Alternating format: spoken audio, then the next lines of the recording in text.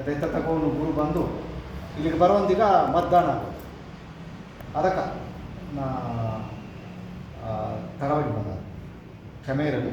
ಇಲ್ಲಿ ಸೇರಿದ ಎಲ್ಲ ದೊಡ್ಡವರು, ಚಿಕ್ಕವರು, ಹಿರಿಯವರು, ಕಿರಿಯವರು ಎಲ್ಲರಿಗೂ ನಾನು ನಮಸ್ಕಾರ ಮಾಡ್ತೀನಿ. ನಾ ಸೋಲಿಗ ಕುಲದ ಮಾತು. ಸೋಲಿಗ ಕುಲದಲ್ಲಿ ನನ್ನ ಕುಲ ಬೆಳ್ಳಿಯರ ಕುಲ. ನಾವಿರೋದು ಮಾದೇಶ್ವರ ಬೆಟ್ಟ, ಬಿಳಿಗಿರನ ಬೆಟ್ಟ, ಕಾಡಿನ ಕೊಂಡಾರಣ್ಯದಲ್ಲಿ ನಾವು ಇರೋದು, ವಾಸವಾಗಿರೋದು. ಅಲ್ಲಿ ನಮ್ಮ ಸಾವಿರಾರು ವರ್ಷದ ಮರ, ಅದು ದೊಡ್ಡ ಸಂಪಿಗೆ ಮರ. ಅಲ್ಲಿ ಆ ಮರದ ಕೆಳಗೆ ಲಿಂಗಗಳು ಇದ್ದಾವೆ. ಅಥವಾ ಪೂಜೆ ಮಾಡರು, ಕಾಡಿನ ಗೆಡ್ಡೆ ಕನಸು ಕಿತ್ತು ತಿಂದರು, ಅಲ್ಲಿ ಕೆತ್ತನೆ ಬಿತ್ತನೆ ಮಾಡರು ಹಿಂದೆ ನಾವು ವಾಸ ಆಗಿದ್ದು. ಆಗ ಇಲಾಖೆ ಸರ್ಕಾರದ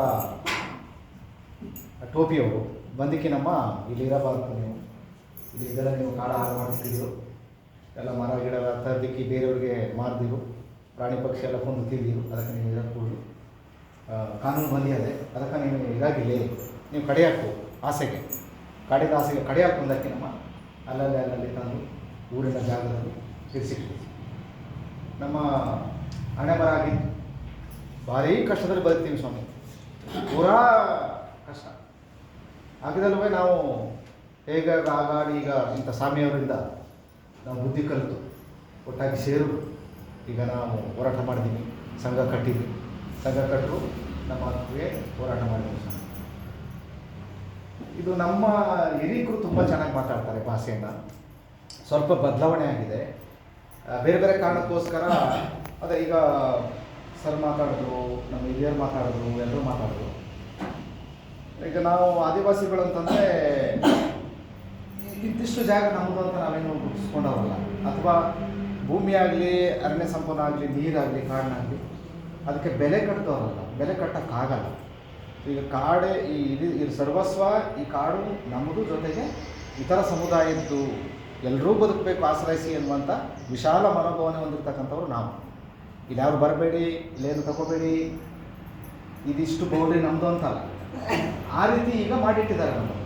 ನೀವು ಇಷ್ಟು 1 ಎಕರೆ, ಇದು 1 ಸೆಂಟು ಜಾಗ ಇದರೊಳಗೆ ನೀವು, ಆ ಥರದ ಒಂದು ಏನು ಪ್ರತೀತಿ ಸಂಪ್ರದಾಯ ನಮ್ಮದಲ್ಲ. ನಾವು ಹೇಳೋದು ಇಡೀ ಈ ಕಾಡು, ಈ ಪ್ರದೇಶ ಎಲ್ಲ ನಮ್ಮದು ಅಂತ, ನನ್ನದು ಅಂತ ಅಲ್ಲ. ನಮ್ಮಲ್ಲಿ ನನ್ನದು ಅಂತ ಬರಲ್ಲ, ನಮ್ಮದು ಅಂತ ಬರುತ್ತೆ. ಸೊ ನಮ್ಮಲ್ಲಿ ಒಬ್ಬರು ತೀರ್ಕೊಂಡ್ರು, ಕೆಲ್ದಿಗೌಡ ಅಂತ ಒಬ್ಬರು ಹಿರೇಕರು ಇತ್ತೀಚೆಗೆ ತೀರ್ಕೊಂಡ್ರು. ಒಬ್ಬ DFO ಲೆವೆಲ್ನ ಅಧಿಕಾರಿ ಅವ್ರ ಜೊತೆ ಒಂದು 10 ಕಿಲೋಮೀಟರ್ ಸಂಚಾರ ಮಾಡಿದ್ರು. ಸಂಚಾರ ಮಾಡುವಾಗ ಅವ್ರನ್ನ ಮಾತಾಡ್ತಾ ಹೋದರು. ನೀವು ಯಾರು, ಎಲ್ಲಿಂದ ಬಂದ್ರಿ, ಹೇಗೆ ಬದುಕ್ತಾ ಇದ್ರಿ, ಮತ್ತು ಏನೆಲ್ಲ ಮಾಡ್ತಾಯಿದ್ರಿ ಅಂದಾಗ ಅವರು ಒಂದು ಕಾಡಿನ ಮಧ್ಯ ಜಾಗ ನಿಲ್ಲಿಸ್ತಾರಂತೆ. ಅವ್ರನ್ನ ಹೇಳಿರಿ, ಸ್ವಲ್ಪ ಬನ್ನಿ ಇಳಿರಿ, ನೋಡಿ ನಿಮ್ಗೆ ಕಣ್ಣೆಷ್ಟು ಕಾಣುತ್ತೋ ಎಲ್ಲ ನೋಡಿ ಸುತ್ತ ಪ್ರದೇಶವನ್ನು ಅಂತ. ಆಗ ಅವ್ರು ನೋಡಿದ್ರಂತೆ, ತಿರುಗಿ ಸ್ವಾಮಿ ನೋಡಿ ಅಂತ ತಿರುಗಿದ್ರು.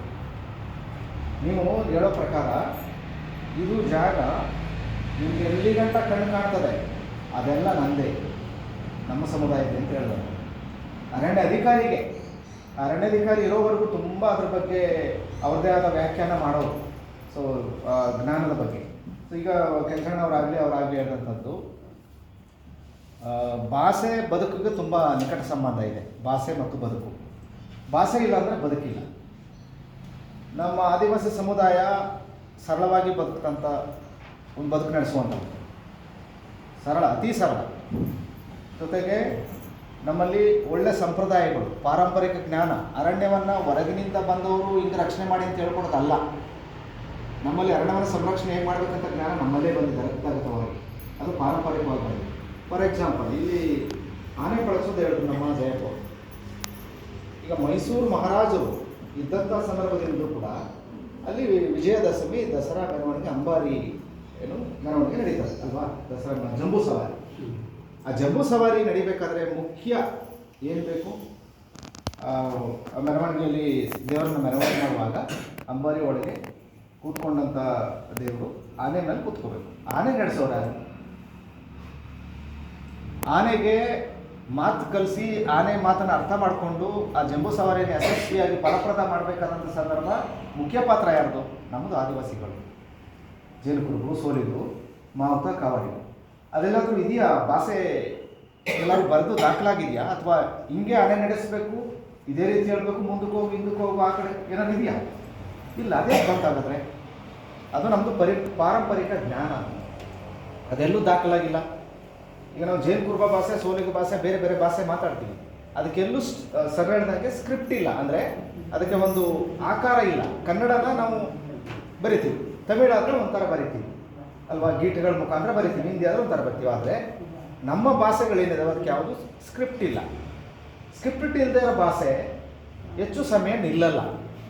ಅದಕ್ಕಾಗಿ ಏನು ಮಾಡಬೇಕು, ದಾಖಲೆ ಮಾಡಬೇಕು. ಒಂದು ಅಕ್ಷರ ರೂಪ ಇಲ್ಲದಂಥ ಸಂದರ್ಭದಲ್ಲಿ ದಾಖಲೆ ಮಾಡಬೇಕು, ಅದನ್ನು 4 ಜನ ಓದಬೇಕು, ಅದನ್ನು ಉಳಿಸ್ಬೇಕು ಅನ್ನೋ ಕಾರಣಕ್ಕೆ ಸಾಕಷ್ಟು ಸ್ಕ್ರಿಪ್ಟ್ ಅಥವಾ ಅದಕ್ಕೆ ಅಕ್ಷರ ರೂಪ ಕೊಡ್ತಕ್ಕಂಥದ್ದು. ಆದರೆ ಆದಿವಾಸಿಗಳ ಭಾಷೆಗೆ, ಕೆಲವೊಂದು ಭಾಷೆಗಳಿಗೆ ಸ್ಕ್ರಿಪ್ಟ್ ಇದೆ, ಇಲ್ಲ. ಆದರೆ ಪ್ರಯತ್ನಗಳು ನಡೆದಿದೆ ಕರ್ನಾಟಕದಲ್ಲಿ. ಜೇನು ಕುರುಬ ಭಾಷೆಯನ್ನು ಒಂದು ಸ್ಕ್ರಿಪ್ಟ್ ತರಬೇಕಂತ ಸಾಕಷ್ಟು ಪ್ರಯತ್ನ ಇಲ್ಲಿ ನಡೆದಿದೆ. ಸೋಲಿಗ ಭಾಷೆಯನ್ನು ಸ್ಕ್ರಿಪ್ಟ್ ತರಬೇಕಂತ ಅಲ್ಲೂ ನಡೆದಿದೆ, ಆದರೆ ಅದು ಯಶಸ್ವಿ ಆಗಲಿಲ್ಲ. ಸರ್ ಹೇಳ್ದಂಗೆ ಬ್ರೆಜಿಲ್ ದೇಶದಲ್ಲಿ, ಆ ಬ್ರೆಜಿಲ್ ದೇಶದ ಎಲ್ಲ ಭಾಗದಲ್ಲೂ ಕೂಡ ನಾನಾ ಥರದ ಆದಿವಾಸಿಗಳು ಅಲ್ಲಿ ವಾಸ ಮಾಡ್ತಾಯಿದ್ದಾರೆ, ನಾನಾ ಥರದ ಭಾಷೆಗಳಿದೆ.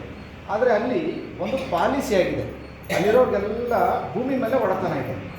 ಭೂಮಿ ಮೇಲೆ ಒಡೆತನ ಇದ್ದು ಭಾಷೆಗಳನ್ನು ದಾಖಲಾತಿ ಮಾಡಿ ನಮ್ಮ ಜನ ವಾಸ ಮಾಡುವಂಥ ಎಲ್ಲ ಏರಿಯಾದಲ್ಲೂ ಕೂಡ ಬೇರೆ ಬೇರೆ ಉಪಗುಂಪುಗಳಿದ್ದರೂ ಕೂಡ ಆ ಎಲ್ಲ ಗುಂಪುಗೂ ಶಿಕ್ಷಣ ಕೊಡುವಂಥ ಒಂದು ಶಿಕ್ಷಣ ನೀತಿಯನ್ನು ಬ್ರೆಜಿಲ್ ದೇಶ ತಂದಿದೆ, ಅದು ಪಾಲಿಸಿ ಮಾಡಿದೆ. ಹಾಗಾದಾಗ ಭಾಷೆ ಸಂರಕ್ಷಣೆ ಆಗುತ್ತೆ, ಅದು ಸರ್ಕಾರದಿಂದ ಆಗಬೇಕಾದ.